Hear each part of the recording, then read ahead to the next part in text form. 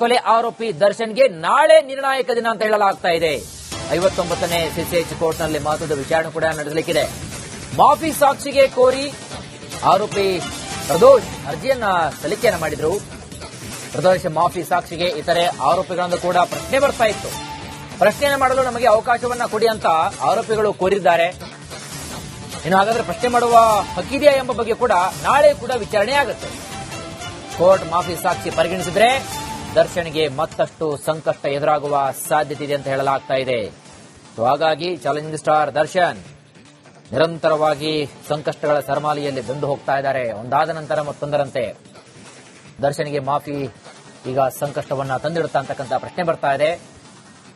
ರೇಣುಕಾಸ್ವಾಮಿ ಕೊಲೆ ಪ್ರಕರಣಕ್ಕೆ ಸಂಬಂಧಪಟ್ಟಂತೆ ದರ್ಶನ್ಗೆ ನಾಳೆ ನಿರ್ಣಾಯಕ ಒಂದು ದಿನ ಅಂತ ಹೇಳಲಾಗ್ತಾ ಇದೆ. 59ನೇ ಸಿಸಿಎಚ್ ಕೋರ್ಟ್ನಲ್ಲಿ ಮಹತ್ವದ ವಿಚಾರಣೆ ಕೂಡ ನಾಳೆ ನಡೆಯಲಿದೆ. ಮಾಫಿ ಸಾಕ್ಷಿಗೆ ಆರೋಪಿ ಪ್ರದೋಷ್ ಅರ್ಜಿಯನ್ನ ಕೋರಿದ್ರು. ಇನ್ನು ಪ್ರದೋಷ್ ಮಾಫಿ ಸಾಕ್ಷಿಗೆ ಇತರ ಆರೋಪಿಗಳಿಂದಲೂ ಕೂಡ ಪ್ರಶ್ನೆ ಬರ್ತಾ ಇದೆ. ಅವರಿಗೆ ಏನಕ್ಕೆ ಅವಕಾಶ ನಮಗೂ ಕೊಡಿ, ಪ್ರಶ್ನೆ ಮಾಡಲು ಅವಕಾಶ ಆಗಿದ್ರೆ ಕೋರಿದ್ದಾರೆ. ಹಾಗಾದ್ರೆ ಆರೋಪಿಗಳು ಪ್ರಶ್ನೆ ಮಾಡುವಂತಹ ಹಕ್ಕಿದೆಯಾ ಅವರಿಗೆ? ಇದರ ಬಗ್ಗೆ ಕೂಡ ಒಂದು ಕೋರ್ಟ್ನಲ್ಲಿ ಎಲ್ಲದರ ಕುರಿತಾಗಿ ಚರ್ಚೆ ಕೂಡ ಆಗುತ್ತೆ. ವಾದ ಪ್ರತಿವಾದ ಎಲ್ಲವನ್ನೂ ಕೂಡ ಆಲಿಸ್ತಾರೆ ನ್ಯಾಯಾಧೀಶರು. ಇನ್ನು ಕೋರ್ಟ್ ಮಾಫಿ ಸಾಕ್ಷಿಯನ್ನ ಒಂದು ವೇಳೆ ಪರಿಗಣಿಸಿದ್ದೇ